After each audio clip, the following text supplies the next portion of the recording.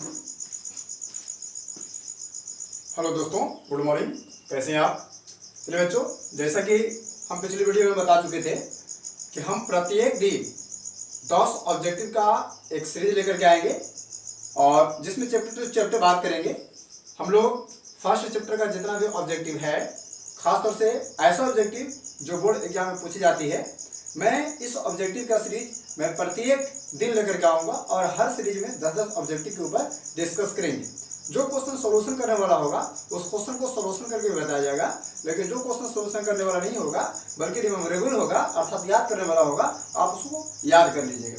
तो चलिए आज की वीडियो हम स्टार्ट करते हैं। जैसा कि हमारे वीडियो की रूपरेखा रही है कि मैं जब भी वीडियो को स्टार्ट करता हूँ तो एक सकारात्मक विचार के साथ स्टार्ट करता हूँ। तो आइए आज देखते हैं कि आज हमारी सकारात्मक विचार क्या है। तो देखिए, आज के सकारात्मक विचार में बताया गया है कि झरनों से इतना मधुर संगीत कभी ना सुनाई देता अगर राहों में उनके पत्थर न होते।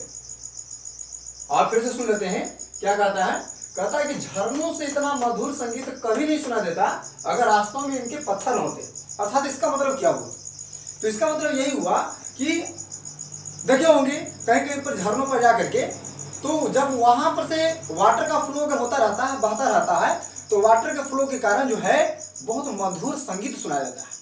तो उसी प्रकार से अगर हम अपने लाइफ में किसी प्रकार को कोई भी अगर वर्क करते हैं या कोई भी अगर एक अच्छा कदम उठाने का प्रयास करते हैं, तो वैसी स्थिति में उस कदम के आगे बहुत सारे जैसे मुसीबतें आती हैं, लेकिन उस मुसीबतों का सामना हमको जो है किसी न किसी तरह से करना ही पड़ता है, तब जाकर के हम उस मुकाम को प्राप्त कर पाते हैं।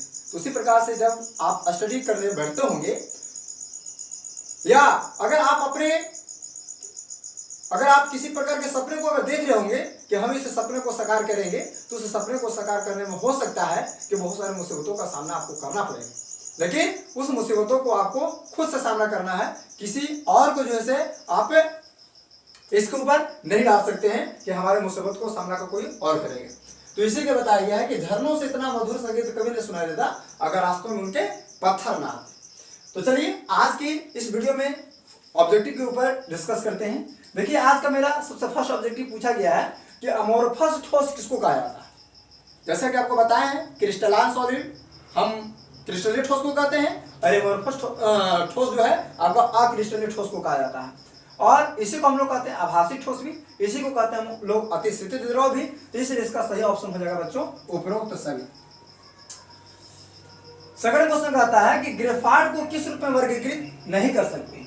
तो ग्रेफाइट जैसा कि पता होगा कि बैटरी में जो रहता है आपका छड़ या पेंसिल में जो छड़ रहता है एक प्रकार का ग्रेफाइट का छड़ होता है जो विद्युत का सुचालक होता है, और साथ ही साथ में जो है आपका क्रिस्टलीय ठोस है जिसको हम जालक ठोस भी कह सकते हैं। तो सुचालक भी ठोस आएगा, जालक ठोस भी आएगा, और साथ ही साथ ग्रेफाइट जो होता है उस संयोजक के अंतर्गत आता है, लेकिन यह आयनिक के अंतर्गत नहीं आता है। तो ये पूछा गया कि किसमें वर्गीकृत नहीं कर सकते हैं, तो आयनिक में हम लोग वर्गीकृत नहीं कर सकते।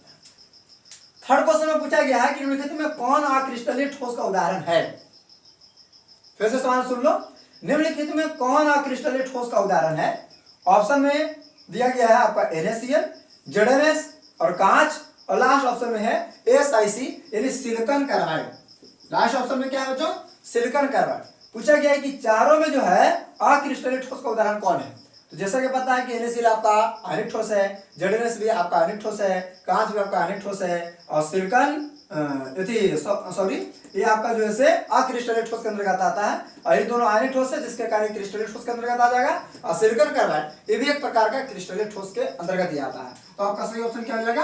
कांच हो जाएगा। चलिए फोर्थ क्वेश्चन के बारे में बात करते हैं। तो फोर्थ क्वेश्चन में पूछा गया है कि बेरावदार ठोस का उदाहरण कौन है। ऐसा आगे क्वेश्चन दोबारा लिखा गया है। तो बेरावदार ठोस का उदाहरण कौन है। तो फर्स्ट ऑप्शन में है आपका हीरा, सेकंड ऑप्शन में है ग्रेफाइट, थर्ड ऑप्शन में है नमक, और फोर्थ ऑप्शन में आपका थर्ड ऑप्शन में नमक, और फोर्थ ऑप्शन है आपका रबर। इसमें बताना है कि बेरावदार ठोस कौन है। तो जैसा कि पता है कि हीरा आपका रावदार ठोस होता है, क्रिस्टलीय में आता है, ग्रेफाइट ये भी आपका क्रिस्टलीय में आता है, नमक ये आयनिक ठोस ये भी क्रिस्टलीय में आएगा, और रबर एक प्रकार का अक्रिस्टलीय ठोस की श्रेणी में आता है। तो इसलिए सही ऑप्शन इसका होगा डी यानी रबर। 5 क्वेश्चन में पूछा गया बच्चों कि निम्नलिखित में कौन सा जालक ठोस है। निम्नलिखित में कौन सा जालक ठोस है। तो जालक ठोस आपको पता होगा सहसंयोजक ठोस को कहा जाता है, या आकाशीय जालक नाम सुने होंगे। SO2 एक प्रकार का सहसंयोजक ठोस है, लेकिन जालक क्रिस्टलीय ठोस है। I2 ये भी एक प्रकार का समझो तो आयोडीन है, ये भी क्रिस्टलीय ठोस के अंतर्गत आता है। हीरा को जो से बच्चों हम लोग कहते हैं जालक ठोस। कौन सा ठोस? जालक ठोस कहते हैं। तो ध्यान रखिएगा, जालक ठोस इस चारों ऑप्शन में कौन बड़ा है? आपका हीरा वाला है। चलिए सिक्स क्वेश्चन में पूछा गया बच्चों के निम्नलिखित में से कौन बेरावादार ठोस है? ऑप्शन में दिया गया ग्रेफाइट, क्वार्ट्ज कांच, क्रोमियम और सिलिकॉन कार्बाइड। इसी तरह के क्वेश्चन एक और पूछा गया था 3 नंबर में, लेकिन वहां पर अक्रिस्टलीय कहा था और यहाँ पर बेरावादार का। ऑप्शन भी आपका चेंज है, अलग अलग है। फिर से सुन लो, निम्नलिखित में कौन बेरावादार ठोस है, यानी आपका क्रिस्टलीय नहीं। तो बताओ क्या पूछा गया है? आपका ग्रेफाइट ऑप्शन में, क्वार्ट्ज कांच, क्रोमियम और सिलिकॉन कार्बाइड। तो जैसा कि पता है कि ग्रेफाइट जो होता है रवादार ठोस होता है, क्वार्ट्ज कांच एक प्रकार का कांच है, एक प्रकार का आपका बेरावादार ठोस का सही ऑप्शन हो जाएगा। क्रोमियम फिटकिरी को कहते हैं, जैसा कि पता होगा कि आपका क्रिस्टलीय ठोस के अंतर्गत आता है, और सिलिकॉन कार्बाइड ये भी आपका क्रिस्टलीय ठोस की श्रेणी में आता है। तो इसका सही ऑप्शन क्या हो जाएगा बच्चों? क्वार्ट्ज कांच हो जाएगा। चलिए 7 क्वेश्चन के बारे में बात करते हैं। 7 क्वेश्चन पूछा गया बच्चों कि ताप एवं विद्युत का अच्छा चालक कौन है? बताओ, ताप एवं विद्युत का अच्छा चालक कौन है? ऑप्शन में दिया गया एंथ्रासाइट को, हीरा है, ग्रेफाइट है, चारकोल है। तो ध्यान में रखिएगा, ग्रेफाइट जो होता है वो विद्युत का क्या होता है? सुचालक होता है, और सबसे अच्छा सुचालक इसको माना गया है, तो इसलिए ग्रेफाइट आपका सही ऑप्शन होगा। चलो बच्चों, अब हम लोग बात करते हैं 8 नंबर क्वेश्चन के ऊपर। तो देखिए 8 नंबर क्वेश्चन में पूछा गया है कि निम्नलिखित में कौन प्रतिलोह चुंबकत्व को दर्शाता है? ऑप्शन में 4 ऑप्शन दिया गया है, जिसमें पहला है आपका आयरन Fe, दूसरा है आपका CO यानी कोबाल्ट है, और थर्ड ऑप्शन में है आपका CrO2 क्रोमिक ऑक्साइड, और लास्ट ऑप्शन में दिया गया है एमिनो। पूछा गया कि प्रतिलोह चुंबकत्व को कौन दर्शाता है? तो देखिए, अगर लौह चुंबकत्व कहता तो तीनों ऑप्शन हो जाता, लेकिन लौह चुंबकत्व नहीं कहता, प्रतिलोह चुंबकत्व कहता, तो इसलिए आपका सही ऑप्शन होगा MnO यानी मैग्नीज ऑक्साइड। इसको आप मैग्नस ऑक्साइड भी बोल सकते हो।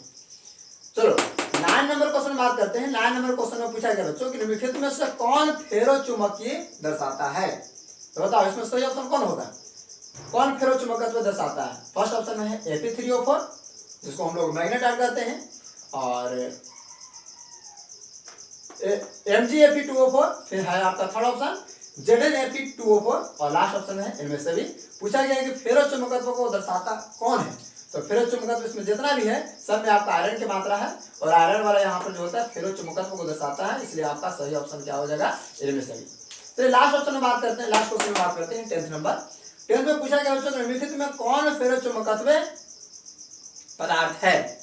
बताओ निम्नलिखित में कौन फेरोचुंबकीय पदार्थ है? फर्स्ट ऑप्शन में है आपका NaCl। पता होगा आपका NaCl किस में आता है? अनुचुंबकीय श्रेणी में आता है, आपका नहीं होगा। Fe3O4 फेरोचुंबकीय की श्रेणी में आता है। अभी अभी देख रहे थे यहाँ पर, है ना, फेरोचुंबकत्व दर्शाता है, तो एकरा में भी Fe3O4 दिया हुआ था, इसलिए फेरोचुंबकत्व वाला सही ऑप्शन आपका क्या हो जाएगा? Fe3O4। बाकी इसमें कोई भी जो है आपका फेरोचुंबकत्व नहीं है। अगर आप इसी तरह के वीडियो अगर आप हमेशा प्राप्त करना चाहते हैं तो प्लीज इस चैनल को लाइक, सब्सक्राइब और ज्यादा से ज्यादा दोस्तों के पास शेयर जरूर करें। हम इस तरह के वीडियो प्रत्येक दिन लेकर के आएंगे। तो आज की वीडियो हम समाप्त करते हैं। जय हिंद, जय भारत।